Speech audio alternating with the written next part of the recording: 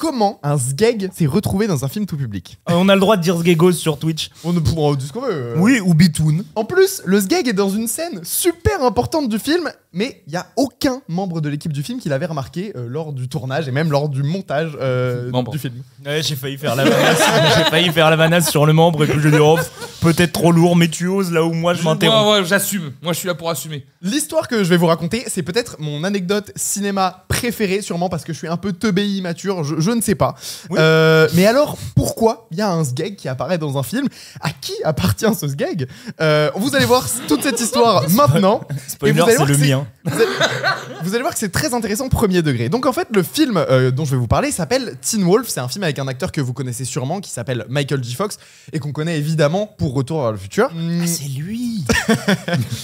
J'imagine que je suis pas le seul à bien aimer Michael J. Fox. Hein, on a tous, j'imagine, une petite affection pour ce gars, non? Comment ne pas l'aimer?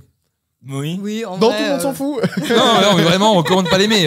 Non, mais évidemment, il a bercé. Il est trop cool. Et ce qui est fou, c'est que ça continue de bercer encore des générations aujourd'hui. Retour vers le futur et Michael J. Fox. Ouais, totalement.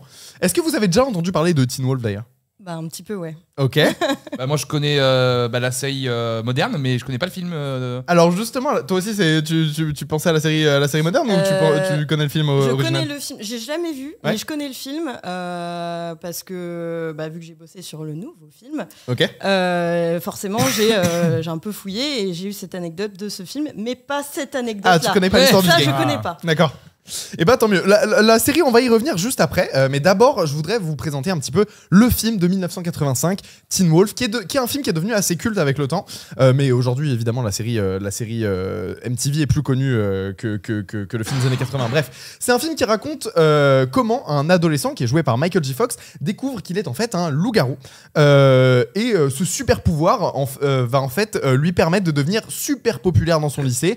N'essayez pas de comprendre. Grâce notamment aux capacités surhumaine qu'il va recevoir et il va pouvoir gagner tous les matchs de basket de son lycée. Bref, ça n'a un peu aucun sens. Il devient super populaire quand il se transforme en loup-garou. Donc la morale de toute cette histoire, c'est que l'important, c'est de rester soi-même et de pas changer qui on est pour les autres. Bref, c'est hyper classique, c'est un peu... c'est très simpliste. Le film a été écrit par des scénaristes super débutants qui venaient de sortir d'école de cinéma. Donc il s'agit de Matthew Weissman et Joseph Loeb. Que vous connaissez. Évidemment, ils sont restés dans l'histoire de cinéma. Oui, non. Des bons potes. Joseph Loeb, rien à voir avec... Michel Leb. Non, j'avais fait... Non, meilleure blague, je valide. Donc ils ont été approchés par une boîte de prod qui s'appelle Atlantic Releasing. Atlantic, en gros, ils leur ont dit il faut que vous nous écriviez un film qui va nous coûter moins d'1 million de dollars à produire. Ce qui s'était passé, c'est que précédemment, Atlantic, ils avaient produit Valley Girl avec Nicolas Cage, qui était aussi un film fauché et qui avait rapporté des millions et des millions de dollars au box-office. Donc ils voulaient réitérer l'expérience. Et les scénaristes, ils proposent donc cette idée d'ado qui se transforme en loup-garou et le film est validé et le tournage démarre moins de 3 mois après. Vraiment, ça se fait très très rapidement. D'ailleurs, le tournage a lieu pile au moment de l'explosion de popularité de Michael J. Fox. Il devient une star à ce moment-là, pile à ce moment-là. Mais surtout, le film est sorti la même année que Retour vers le futur, non? Et on va y revenir à ça, effectivement. Le réalisateur du film, c'est un illustre inconnu qui s'appelle Rod Daniel. C'était son premier film. Et par la suite, il a réalisé Maman, j'ai raté l'avion 4. Le meilleur. Et 4, il y en a eu 4. Il y en a eu 5 ou 4? 5. 5. Il y en a eu 5. Ah oui, il y a eu le remake. Il y a eu le remake sur Disney+, ouais. Et il a aussi fait Beethoven 2, donc c'est clairement un génie, ce mec. Hein, non, mais c'est le meilleur aussi, Beethoven 2. il réussit là où le Beethoven 1 se foire à chaque fois. À quoi ça ressemble? Est-ce que c'est bien Teen Wolf? Franchement, on va pas se mentir, c'est pas terrible Teen Wolf. Moi j'ai eu la chance de le voir. Ouais voilà, en fait moi je l'ai revu très récemment, on l'a revu il y a 3 jours et moi je savais que ça existait, mais je l'avais pas vu. Bof. Merci pour cette review. C'est tout. Non, je vais à l'essentiel, bof. Pour rentrer un peu plus en détail, la mise en scène, elle est vraiment fonctionnelle. C'est un peu du téléfilm, quoi. C'est pas terrible. L'histoire, elle est super prévisible. On s'ennuie pas mal pendant le film.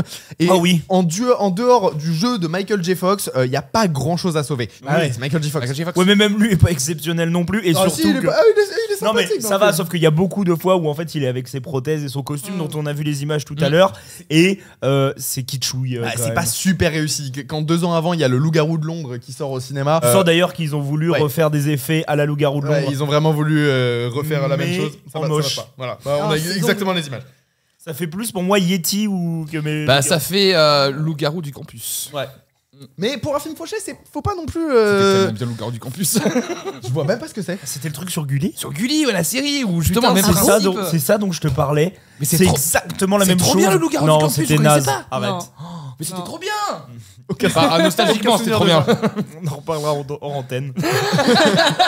Tu nous fais une chronique la semaine prochaine sur le C'est non. Loup-garou. Ça mérite pas quand même une chronique, mais c'était trop bien. Je voulais vous dire aussi que c'est clairement un film qui a été fait pour plaire au public adolescent américain des années 80. La musique aussi est abominable. Vraiment, c'est inaudible, c'est affreux. Putain, oui. Mais moi, j'aime un peu bien Teen Wolf. En fait, c'est un peu comme. Je le mets un peu dans le même panier que Karate Kid. C'est un film pas terrible des années 80 qui a été fait pour un public jeune, qui a été fait pour faire de la thune, qui est vraiment pas un grand film de l'histoire du cinéma, mais qui est sympatoche et on passe pas un mauvais moment dessus. Et en plus, il y a des répliques un peu nanardesques, moi, qui me font beaucoup rire parce que le film a vraiment été écrit en 2 temps 3 mouvements. Ils ont pas réfléchi au dialogue et c'est un peu de la merde. Donc c'est agréable à regarder. Mais quand le film sort, c'est un succès phénoménal. Il fait 80 millions de dollars au box-office international pour en gros environ 4 millions de dollars engagés dans la production du film. Donc c'est vraiment un braquage. Et on va y revenir à la bite, vous inquiétez pas, mais Moi, c'est ce qui commence à. Faut faire gaffe parce que moi, ça commence à me manquer là, la vie. ouais, on va revenir. Enfin, attention, pas dans la vie. Enfin, bref, continue, je suis en train de m'enfoncer. On va revenir à l'histoire. On va vraiment revenir à l'histoire du Zizi, mais donc voilà, ce succès gigantesque en 85, il est évidemment dû, comme tu disais, au succès de Retour vers le futur, qui était sorti. En fait, c'est assez marrant parce que Teen Wolf a été tourné avant Retour vers le futur, vraiment durant la même année, mais avant. Et ils ont décidé de le sortir un mois après pour surfer sur le succès. Ça a super bien marché. Ah bah, du ils coup. sont pas cons, évidemment. En vrai, C'est ouais, très Bah malin ouais, c'est logique. comme move marketing. Ils l'ont déplacé juste après la sortie de Ouais, Retour vers le après, il y futur. avait peut-être aussi quelques galères au niveau de la production qui font que ça a été repoussé. Non, ils ont fait exprès de le d'accord. sortir un mois après. À la base, il devait sortir Mais avant. Ils c'était l'ont fait pertinent, sortir hein, après. Non, mais bon, il faut bien qu'il y en ait qui posent des questions à la con. Avec le temps, le film devient assez culte. Il y a une suite qui s'appelle Teen Wolf 2 avec Jason Bateman dans le rôle principal qui a fait un énorme flop parce qu'il n'y avait pas Michael J. Fox dedans. Il y a aussi une série d'animation dans les années 80 qui a l'air hideuse. On a peut-être des images en régie, mais la série a vraiment l'air dégueulasse. Et surtout, bah voilà, il y a eu la série live qui a commencé en 2009, qui a cartonné, qui a tout explosé. Ah oui, c'est moche. Pour vous la faire courte, en 2009, MTV il commande une MTV. Pour vous la faire très courte, donc en 2009, suédois. MTV il commande une série qui est adaptée du film original de 85. Le showrunner Jeff Davis est aux commandes. Il va créer la série Teen Wolf qui sera très très éloignée du film original et qui sera plus en phase avec les trucs qui marchent chez les adolescents des années 2010 quoi. Mais que de base, c'était vraiment pas bien. Bah, je sais pas. Est-ce que vous avez vu Teen Wolf vous C'était Moi, bien c'était Teen pas. Wolf Non, moi, j'ai pas. Bah, aimé. c'est pas Vampire Diaries avec des loups-garous. Si voilà, ça a l'air d'avoir cette même C'est, vibe. j'ai l'impression que Ah, c'est un on peu parle de le la même- série. Oui, la nouvelle série là. Non, j'ai pas voulu. Pour des raisons qui me semblent assez évidentes vu les images. Pour le coup, tu vois, moi j'ai pas du tout grandi avec Teen Wolf, mais j'ai grandi avec Vampire Diaries, j'avoue. Donc je suis plutôt côté Vampire Diaries, mais Teen Wolf, il y a Tim une Edward. énorme communauté française. Ouais. Mais vraiment Mm. très très très vénère. Ils sont tout le temps invités au Paris Manga et à ces Ils trucs-là, font- les et acteurs. les acteurs viennent tout le temps, hein. Franchement, Ouais. ils viennent. Et ça fait des années que c'est fini. Ça des s'est gros- il y a fini des- en 2013, je crois. Il y a des gros Ah ouais. acteurs en plus dans la série. Enfin, ils ont t'as commencé à Dylan vraiment O'Brien, percer grâce à la série. Ouais, ouais. Moi, j'ai grandi avec Boogie Night et. C'est pas le même et jamais vu Dirk Ziegler dans un festoche. Hein. C'est pas le même délire. Ouais, ouais, c'est Vraiment la pas. même époque. Mais je vous propose qu'on revienne à notre histoire de Zizi. Ah. Alors, lors de la dernière scène de Teen Wolf, qu'on voit actuellement à l'écran si la régie est très réactive, Michael J. Fox, il remporte son match de basket, il est acclamé par la foule, il se dirige vers son père et sa copine. Et voilà, Michael J. Fox, il fait un gros câlin à son papa, un gros câlin à sa copine. Freeze frame, générique. Ok, on a cette scène-là. Je l'ai vu. Est-ce que Elle vous a avez vu, remarqué quelque chose de bizarre? Je l'ai vu. Maintenant, en régie, est-ce qu'on pourrait avoir la version ralentie et zoomée de cette scène, s'il vous plaît? Car c'est important. Zoom en E4, ouais, parfait, très bien. Zoom en B22. Parce que oui, si vous ne l'avez pas remarqué, il y a un petit truc bizarre chez le figurant en haut à gauche de l'écran. Et oui, il Ça est. arrange l'habitude. Alors, c'est un peu caché là à l'image, mais oui, il est bel et bien en train de refermer sa braguette. Et on dirait qu'il a son matos à l'air, hein, clairement. Quoi? Je sais pas ce que vous en pensez. Honnêtement, je sais pas ce que vous en pensez. Moi, je veux savoir le contexte. À quel moment et pourquoi il s'est dit, bah, tiens, je vais sortir ma zigounette, quoi. Enfin, c'est... Mais C'est une très bonne question. Et surtout que les figurants, généralement, ils sont un petit peu dirigés, pas forcément par le réel, mais par troisième assistant réalisateur qui dit ouais, vous devez faire ça, faire ci, faire ça. Après, T'imagines voilà. le mec, toi, il faudra que tu débraques ta braguette. Non, mais les mecs ils sont là, ils ont fini Teen Wolf, ils ont dit de toute façon on a foiré la plupart des trucs qu'on avait prévus. M'ont dit la bitoune. Allez, fais-toi plaisir. Foutu pour foutu, allez. Ça fera du clic. Non, mais oui, surtout que tu cries action au début d'une scène, t'as le temps de te rhabiller s'il y a un problème. Bah, de mon point de vue, ça avait l'air d'être quand même désiré cette action-là. Mais en fait, donc moi je trouve ça très très rigolo parce que je suis sûrement, comme je vous l'ai dit, assez immature. C'est une sacrée boulette et cette anecdote, elle va devenir au fur et à mesure des années hyper populaire, hyper connue. L'extrait là que vous venez de voir, il a plus de 2 millions de vues sur YouTube. Ah oui. En fait, la popularité de ce truc a commencé grâce à un épisode de Family Guy. Enfin, c'est pas un épisode, c'est un téléfilm parodie de Star Wars. Bref, on va pas rentrer dans les détails, mais ils font référence à cette anecdote là. The scene at the end at the basketball game where the guy in the crowd has his dick out. What? Yeah, there's a guy at the end. Go online, look it up. He's in the stands, way in the background, and he's totally got his dick out. Et à partir du moment où Family Guy a fait référence à la bitoune de Teen Wolf, il y a tout un engouement qui s'est créé autour de cette anecdote. Et moi, personnellement, c'est grâce à cette vanne là dans Family Guy que j'ai réussi que j'ai découvert cette histoire pour la première fois. Mais c'est pas tout, parce qu'en fait, il y a des gens qui ont essayé de retrouver qui était ce figurant pour comprendre pourquoi il avait la braguette ouverte et son matos à l'air. Et pourquoi pas.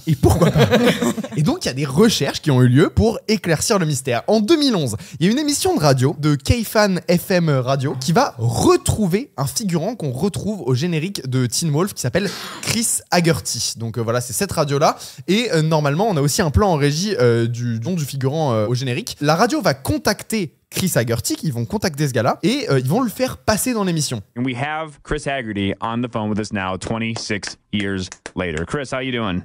I'm doing all right. Yourself? It was actually just a complete accident. You know, I didn't even realize I was in a shot and my underwear was kind of uncomfortable. I didn't realize they were shooting yet. Et Chris Haggerty, il nous explique que oui, c'est bien lui, le mec, à la fin de Teen Wolf avec la braguette ouverte. Il explique qu'il faisait chaud sur le tournage et qu'il a déboutonné son pantalon. Et voilà, ça a fini dans le film. Truc de fou, il explique même que ça a détruit sa carrière à Hollywood et qu'il a été complètement blacklisté à cause de cet incident. Tu m'étonnes, mais il a pas de caleçon, genre, juste même? Et ben, il y a une suite Alors. en fait. Pourquoi faire quand il fait chaud? C'est assez incroyable tout ça, sauf que en fait, ça s'arrête pas là. Ça ne s'arrête pas du tout là. Vous savez quoi? Chris Haggerty, dont je vous parlais, qui est au générique de Teen Wolf, en fait, son vrai nom, c'est pas Chris, c'est Christina. Donc, le mec qui est passé dans la radio K-Fan FM pour dire ouais, c'est moi qui ai montré ma bite dans Teen Wolf, c'est un énorme mytho probablement, parce que Chris Haggerty est une femme. Chris Haggerty n'est pas un garçon. Donc bizarre. Et la vraie Christina Haggerty a réagi à cette polémique, à ce truc. Elle a mis un commentaire sur une vidéo YouTube du fameux extrait de Teen Wolf en disant que c'est pas elle déjà qu'on voit avec la braguette baissée. Voilà le commentaire, vous le voyez à l'écran. Elle explique que c'est pas du tout elle qui a la braguette baissée dans Teen Wolf.